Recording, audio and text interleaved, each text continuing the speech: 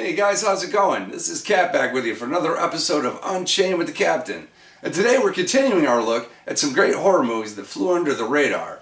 As promised, this is my review of Chopping Mall from 1986, and we'll get into it right after the titles.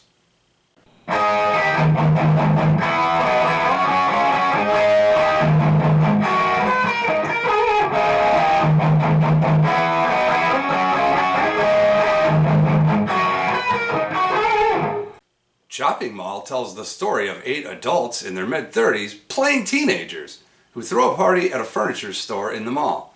The mall has recently upgraded their security with 3 robots who go haywire when they're struck by a lightning storm. The mall seals up for the night, and the kids are trapped inside with the kill-crazy robots. Here's how I first came across this one. Back in the late 80s, we had a grocery store pretty close by. This stayed open 24 hours a day, and they also rented movies. So I'd be down there around 2 or 3 in the morning just grabbing videos I hadn't seen yet, and this was one of them. The people around the place would see me coming and they were kind of like, oh, this guy again. One night I came across a movie called Chopping Mall, and I thought, wow, what a great title. I'd be stupid not to rent this. And it turned out to be some really good schlock. It also goes by the alternate title Killbots, which actually makes more sense, but Chopping Mall is just so much cooler. Now I would classify this one as sci-fi / horror. It's a pretty standard premise, a group of people being picked off one by one, but this time it's robots. I love the robots in this. They look great, and they're basically sociopaths after they get hit with the lightning. They kill pretty much anything they come across. It also takes place entirely in the mall, and that adds to the claustrophobic atmosphere. First half is a kind of a slow burn, but it does pick up a lot in the second half. Now, this came out in 1986, and it's definitely been influenced by the Terminator. Everybody was crazy for robots back in the 80s.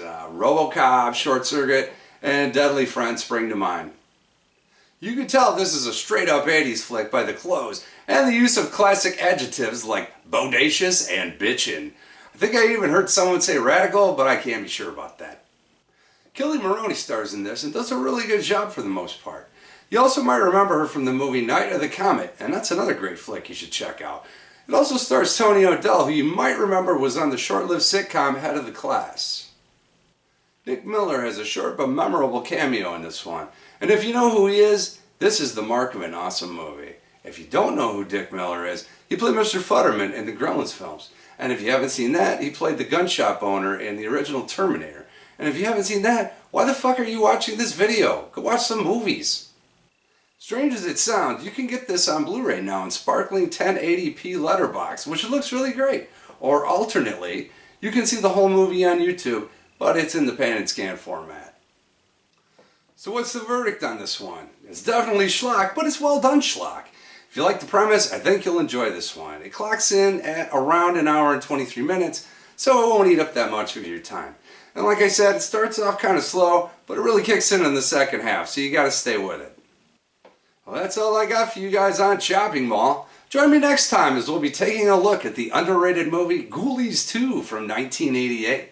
Thanks for watching, and be sure to stay tuned for another horrible impression. And you guys are dismissed. Sir, you have not subscribed or even liked this video. Get out of my store and please come again.